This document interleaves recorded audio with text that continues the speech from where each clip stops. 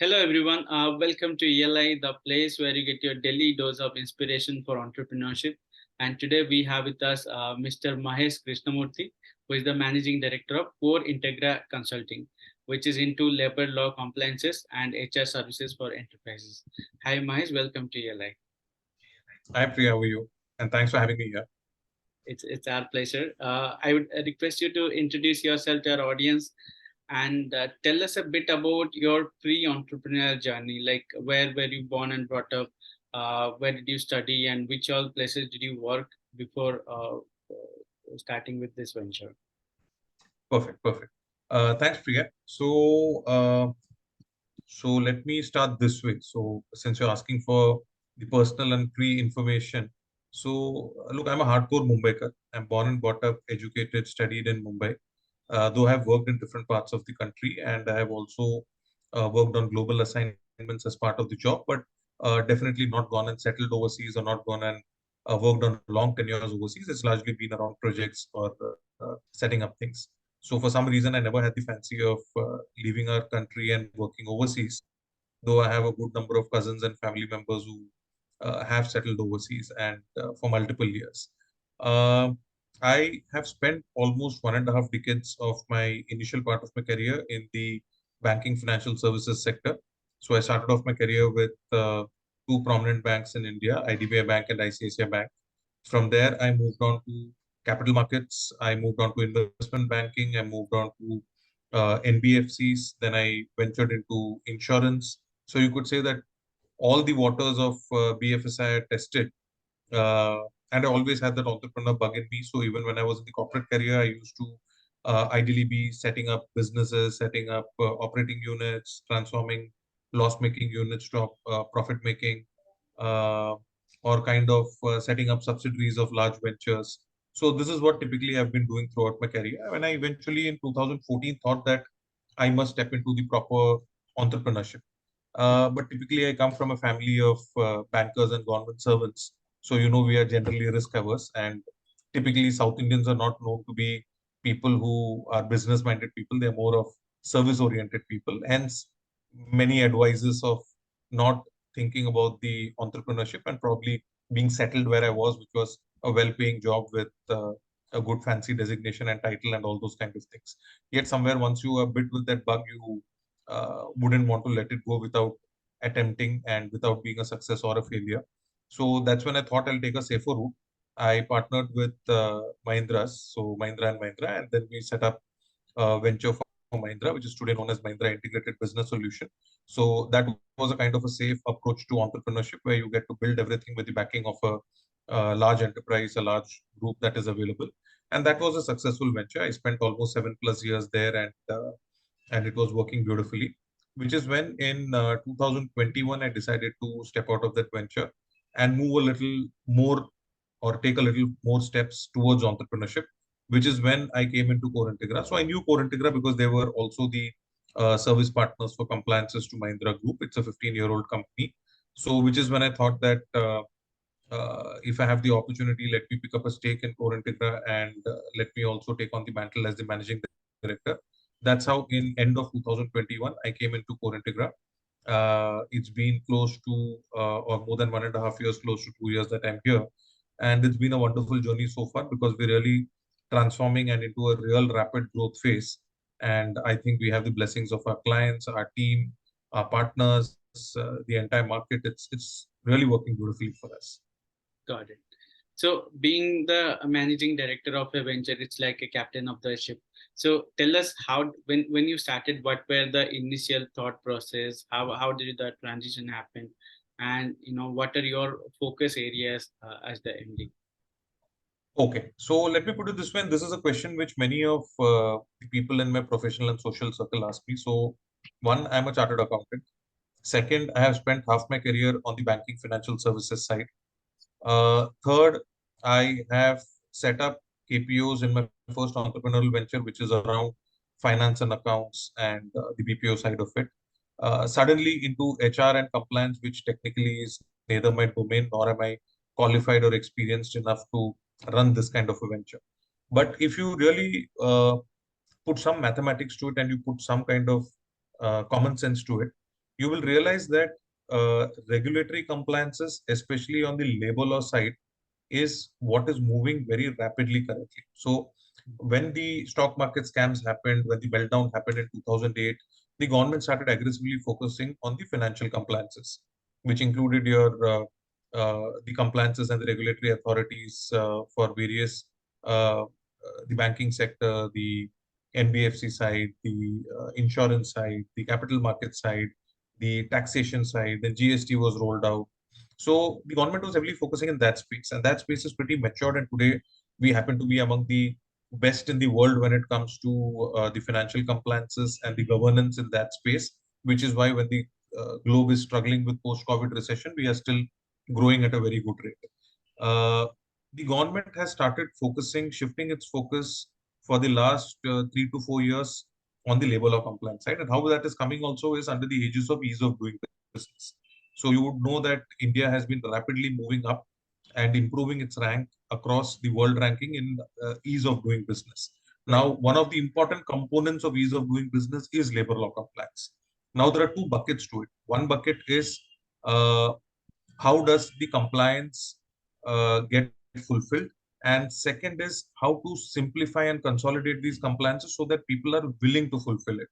Because on one side, it is how do you do it? And the second side is the intention to do it, which is where the government is focusing. And there are a lot of initiatives they have taken in that space. So, for example, if you remember 15, 20 years back, you can't do anything in Provident Fund without an agent being in between. Today, everything is in the employee's hands. The employer also has limited control. You look at ESIC, it's completely digitalized, it's automated. Many licenses are getting auto-renewed. You don't need to really go and physically renew it again and again. A lot of filings have become digital. You really don't need to go and file paper forms. So this is where the opportunity lies, and it will take another 5 years for this sector to completely transform. And I thought this is the right time to invest in this sector. This is the right time to enter this space because this is going to grow. So how does labor law compliances historically operate, and what is the scenario largely today? Even today, for many things, you need to liaison with labor authorities. You need to go to the labor office, you need to go to PF office, you need to go to ESIC, you need to do the PT. There are still some states which do offline remittance, which is where you have to physically go and submit a check and challan and those kind of things. So that is how this industry operates. Second, there are a lot of things that you need to submit, fulfill in various formats. So the same information you have to fill in multiple formats, and every state has its own format, which would be bilingual also. So if you're in Andhra, it will be Telugu and it will be English. In Maharashtra, it will be Marathi and English. So the same organization, same information needs to be filed multiple times in different formats. The third problem statement is storage of all these records. So where do you store? You have to prepare multiple box files, keep it in office, keep it in go down, those kind of things. And that is the reality of this sector today.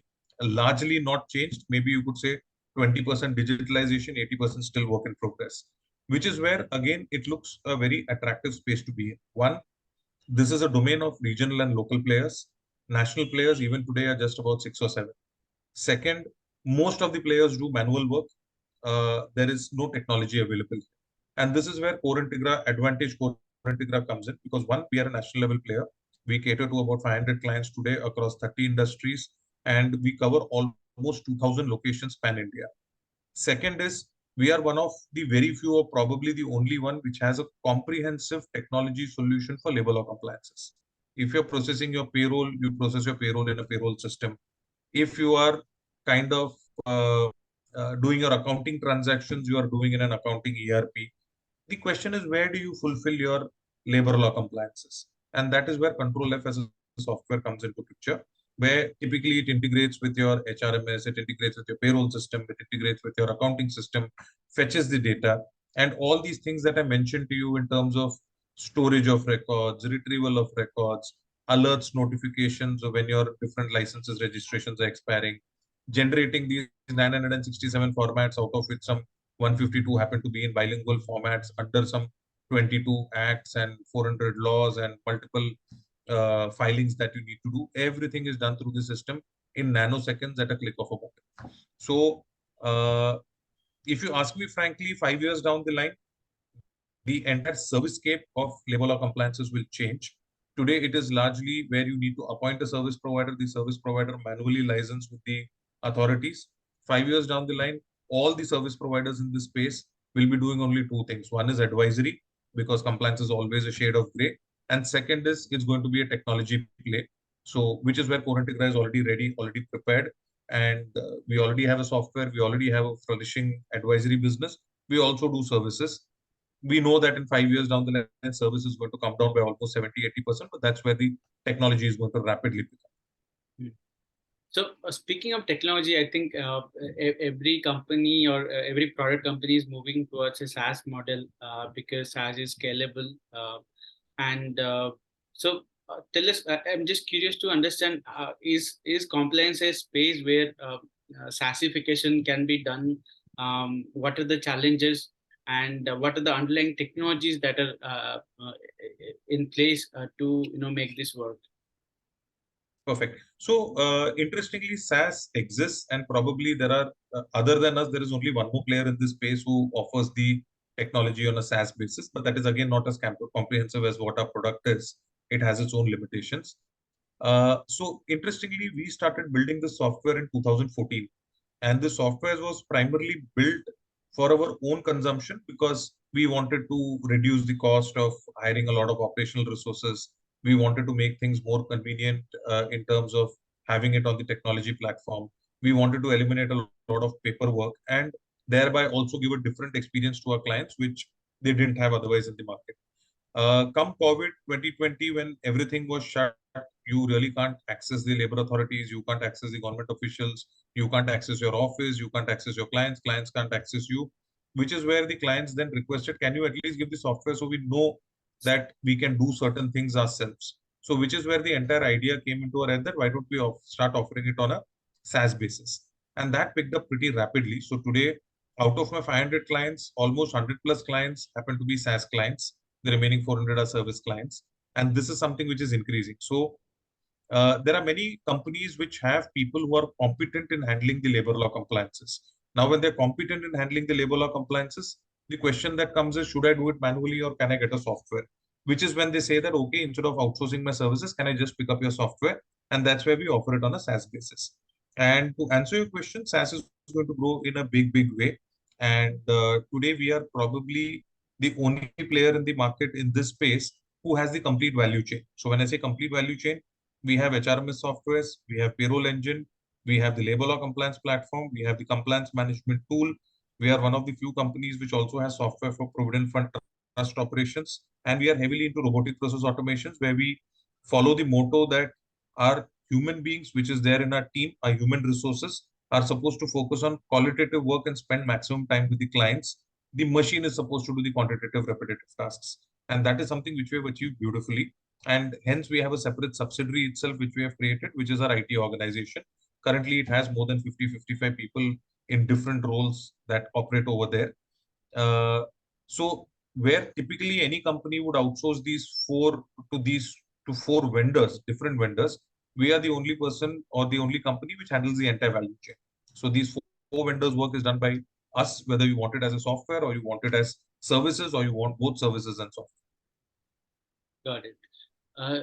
Give us a perspective around who are the main clients, who are the typical clients, do we go after, which industry, what size of the company, how do we acquire the clients, what's the process, what's the time that takes, the sales cycle time, and how do we market our product?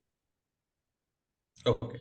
So, first thing is, look, in our business, you can't just appoint a whole lot of salespeople and say, knock, knock, can I do sales? That is not how our business works. Typically, we operate today in about 30 industries. We work with almost all the top brands in those 30 industries. And my salesperson needs to be someone who uh, is solution oriented, understands the domain, is able to address the questions that are being raised by the clients, and is able to connect with the client's industry and the compliance requirements. Now, this requires a lot of deep training. This requires some exposure to operations as well, which is when the person can actually step out and go and speak to the people. Now, the people whom he's speaking to, the prospects that he or she is speaking to, are again fairly intelligent people who have been there, done that. And they're typically CHROs of organizations, CEOs, CIOs, admin heads of organizations. So these are the kind of profiles that they typically interact with, because these are the influencers and decision makers who decide whether to pick up our services or our products, or pick up both of that. So that is one important aspect, that you need to give a lot of training on the subject matter and the domain before you are able to go out and have an intelligent and fruitful conversation with our clients. So that is the difference between other industries and this industry. It is a very, very niche industry, and domain knowledge is a prerequisite. Second thing, our services and products are industry agnostic and are size agnostic.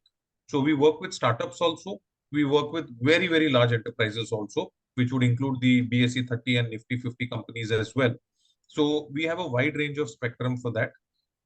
For the startups, we offer a value proposition where we pick up the entire thing as a package and give it to them at a pricing, including the software and the services, which comes less than half of the cost that it would incur to them, even if they hired one resource to do this. So that becomes a value proposition package for them. For large enterprise clients, we have to offer the same thing modular, because they may not need the entire suite of services. They will say, I need these two modules of your software and I need this one part of your service. So we need to customize it for them in the sense that, okay, I'm giving it to you modular depending on what you want. So that becomes the variety and the flexibility that we need to operate. And trust me, it has to be highly modular, because there can be at least about 350 permutation combinations of our services and products which can be offered to clients. So this kind of a flexibility is highly required, because enterprises will again not come to you if you don't offer this kind of a flexibility. Third thing is gestation period. Startups and mid-sized corporates, the gestation period would be anywhere between 30 to 90 days. If I look at large enterprise clients, it could be anywhere between 60 to 180 days, because the decision-making hierarchy is large, it's pretty long. And then again, we have to fulfill a lot of requirements. So we have to, they may come up with an RFP, we need to file in the RFP, then there would be a due diligence process, there would be a reference check process. Then after that, there would be a complete IT due diligence, which itself takes almost 30 to 40 days. So there are multiple processes that they have because of their size and scale. So typically that's how it goes. I mean, in a large enterprise, an agreement itself can take about 45 days. Yeah. And if you're working with a multinational company, once the agreement is mutually agreed with the India counterparts, it may go to their overseas counterpart, which may take another 30 to 45 days. I mean, we have had experiences with large enterprise clients where the signing authority happens to be overseas. Everything agreed. We are waiting to start the business. The signing authority takes anywhere between 45 to 60 days to just sign the agreement and send it back to us, without which, unfortunately, the Indian leadership cannot start the business with us. So enterprise clients is a different ballgame, but it is worth the effort and the patience, because once they come to you, they stick on to you for a very long time, and the value of business is fairly large. That's true. So being an MD, what are your day-to-day challenges, and what are some of the biggest challenges you have faced so far with Core Integra? Okay, so of course, being an entrepreneur, forget being an MD, that comes later on, and that's only a title. And it's only that, as you rightly said, it's because you're the captain of the ship, you have the title. Otherwise, being an entrepreneur and being an MD, you have to do everything right, from what the probably the receptionist does till what your chief operating officer and your CEO do. So, the challenges come typically in one is being up to date on where the market is moving. For that, you have to get time to read a lot of things. You need to browse on the net quite a lot. You need to connect and network with various associations, various forums. You need to build relationship with industry counterparts, including our competition. So we share a very, very good relationship with most of our competitors as well. Spend a lot of time with your clients. That is something which is required, because only then will you know which direction is the market moving, what are the clients expecting, what is the trend that is coming in India, what is it that your competition is thinking and doing, how are you going to be different from them. Sometimes you also have to be aligned to your competition, because you both are together creating this market and building this market. Now, I strongly believe in ethical practices, and I would never want to undercut and spoil the industry, because this industry has very less participants today. The beauty of this industry, as I said, is there are 6 or 7 national level players, and there are many regional players who are attempting to become national level players. The moment we who are strong in size and are present in the national level for a long time start playing foul, it is going to create entry barriers in this industry, and that's not what we should do.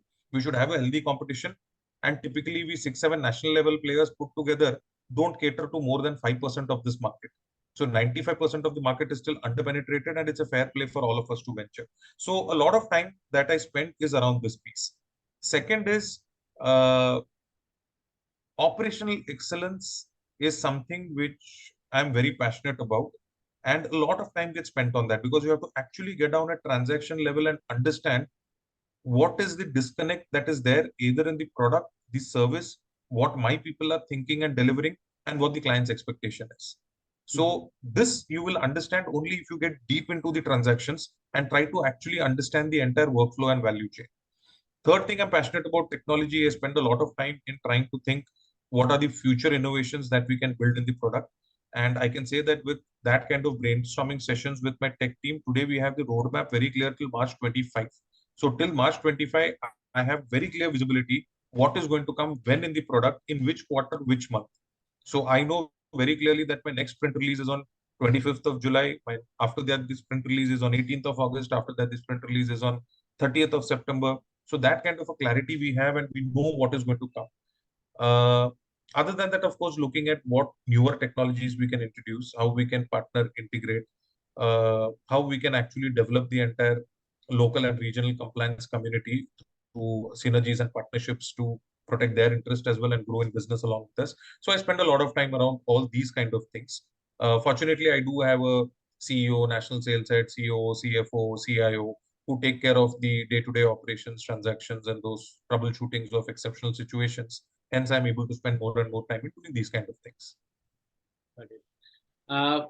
So whenever new leadership comes to a already running business, they also bring in new perspective to the venture. Of course, the vision of the original leaders continue, but they bring a new perspective and new way of doing things. And with that, some pivots also happen to the business model. So can you tell us what are the small changes or small pivots that has happened after you joined this venture? Okay, so very interesting question, and nice that you brought it up, Priya.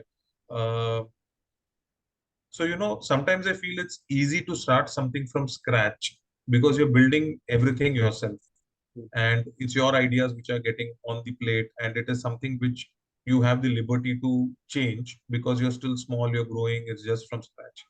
Now, I entered into an organization which was already 12 years into existence. Unfortunately, the previous MD suddenly passed away. He was a very dear friend and I knew him for many years, him and his family. He suddenly got a heart attack and he passed away, which is where the situation was when I had to take over the company, give an exit to the family of the original founder and MD, and also get aligned with newer promoters and investors who come into the company. Now that was one challenge, to ensure that everything is smooth, stable. And when the face of the organization suddenly passes away, the clients also sort of get a little bit of apprehension that, I mean, the face of the company is gone. So who's the person who's going to come and how is going to work? Is someone really going to come? And then suddenly you have a lot of venture capitalists, PEs, a lot of competition eyeing the business, because when the face is gone, it's highly possible that the remaining promoters may want to sell the company, because the remaining promoters don't participate in this business and they never participated in the business and they are not from this industry as well. So then trying to tackle those kind of situations.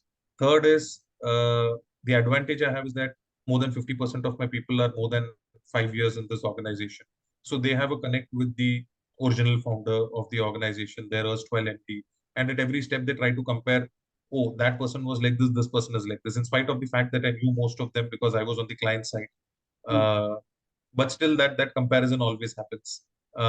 Then again, change of perspective, because the erstwhile MD was much older than me, and he was also looking at sort of a retirement phase coming in his life.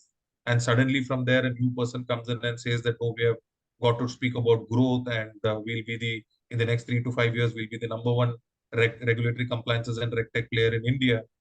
talking about all fancy things which sound pretty impossible for the size and scale that we were in. A lot of challenges which comes, which is sort of physical, which is emotional, which is personal, which you need to manage and you need to bring up. So jumping into a wagon which is already running on a fourth or a fifth gear and then trying to change its track when the passengers are all looking to the left but you are looking to the right, that is a different journey itself. And if you ask me very frankly, there are very few entrepreneurs in India who have kind of done that, and they would resonate with me that many of them or most of them would end up thinking that it is better we started something by scratch rather than actually entering something like this and then trying to navigate it.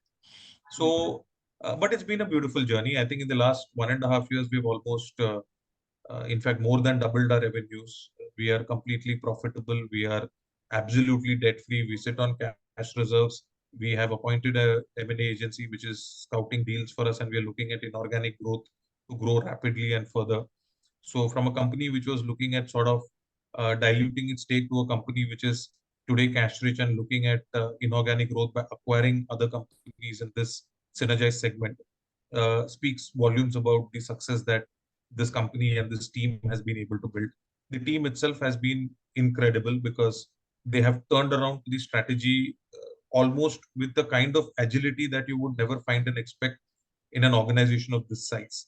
I mean, suddenly one morning you come and you say that, no, this is what the plan is and this is how we have to change. And the entire organization is agile to change. Must appreciate the clients because I have practically met each and every one of our clients. And today I have a telephonic rapport and relationship with each one of them spread across the country. They have been a phenomenal support because they have understood and absorbed that this is a team which is looking to grow and we will support them the way we can. In fact, last entire year, uh, we have had an equal number of increase in the wallet share of our existing clients as we have acquired new logos. So that's been an incredible and phenomenal support that we got from all our existing clients. Today, you asked me a question about marketing. Frankly, if you ask us, we have it's just about 3 or 4 months that I've really got into social media marketing and appointed a PR agency. And we are yet to think and delve into the digital marketing space. So whatever growth we have got till date is largely on client references, the word of mouth references that we have. It would be interesting to note that I am probably the only company in this space which has just about 5 business development team members. Most of my competitors have a massive BD team. I don't have that kind of a BD team. And that's primarily for the reason that I told you that it is intelligent sales and not knock knock, can I do sales. Uh, I myself step out, do sales. Every person in this organization is focused on business, focused on service. Uh, we don't have any kind which you typically find in most organizations. We don't have this BD operations conflict, that is sales ops conflict. So sales and ops are completely aligned as to what is the common objective. They would have disconnects. So for me, it's very simple. You fight from 9:30 in the morning to 6:30 in the evening, but after that, you step out and have a drink together. But don't carry that home or don't get it back tomorrow in office. But you have to fight. You have to voice your opinions. You have to debate. Otherwise, we'll not do new things. And frankly, we have expanded our service scope itself almost double of what we were doing in the last 1 year. Multiple new verticals, all successful. To give you an example, payroll outsourcing vertical we started in January 22, and today 1.5 years down the line, we have 72 clients and we process almost 40,000 pay slips a month. Mm-hmm. Trust me, no one has achieved this in this payroll processing industry in a short span of 12 to 18 months. My final and closing question. So all these years of leadership and running different ventures, you would have learned many lessons throughout your journey. So tell us to all the budding entrepreneurs, what are those lessons that they can also take away and probably apply to their ventures? Okay. So frankly, I will tell only one thing, Priya, and I keep telling this in multiple forums and multiple entrepreneurs that I meet. I strongly believe in the earn and spend philosophy. Now, this earn and spend philosophy was something which was taught to me by a very senior gentleman in my early entrepreneurship days, which is almost 10, 11 years back from today. And initially, I used to get frustrated with the gentleman that he's not kind of sanctioning any kind of funds, not letting me do anything. He's sort of a person who is risk averse and sort of not helping me grow. But In about 2-3 years, I realized the value of this earn and spend philosophy. Earn and spend is very simple. If I have money, I spend. I don't have money, I don't squander money. I strongly don't believe in burning cash, which most of the entrepreneurs feel that we are into the valuation game, do some obnoxious valuation, get some funds, burn it out. I don't burn money. I'm very clear. The last organization I built, from almost 2-3 crore revenue, it went up to about 350-400 crore revenue. It was debt free, plenty of cash reserves, profitable all through, no money from the principal promoter as well. This organization, again, when I joined, we were at about 160, 170 crores revenue. We closed last year at about 330 crores revenue. And this year, I expect to touch the magical figure of 500 crores. We are again debt free, we are cash rich, we are profitable, and we are looking at inorganic growth options. I don't intend to raise funds. I don't intend to dilute the stake as well. So no Ps, no VCs welcome to look at this venture. 2030 is the year when we aspire to list ourselves. So our entire journey over the next 6 years is how do we reach that goal of listing our organization. And in the process of listing, of course, all the people who are there with me today will make their own share of money through ESOPs or through the stakes that they hold in the organization. So my message to entrepreneurs very strongly is build institutions, not fly-by-night companies which make valuations, put money, and then just vanish one fine day. You don't make money that way. Second, if you want to hoist a flag, which is why I believe you became an entrepreneur, your flag has to keep flying irrespective of whether you are there or not there with the company. So, one, follow the earn and spend philosophy. Second, learn to build institutions and not companies which is being built for valuation purposes. If the entrepreneurs, the younger generation learn this, trust me, India is going to transform in a big way, and we will be far, far ahead of most of the superpowers of today. And we will be a strong superpower because the biggest power we today have is we produce and we consume. We don't need to sell outside to consume. We sit with 150 crore, 140 crore population. That's true. That's true. Well, on this note, we will close the session. Thanks for your time, Mahesh, and it was a pleasure to have you on our platform. And our best wishes for Core Integra. My pleasure, Priya. It was a pleasure interacting with you. Thank you. Thank you. Have a good day. Thank you.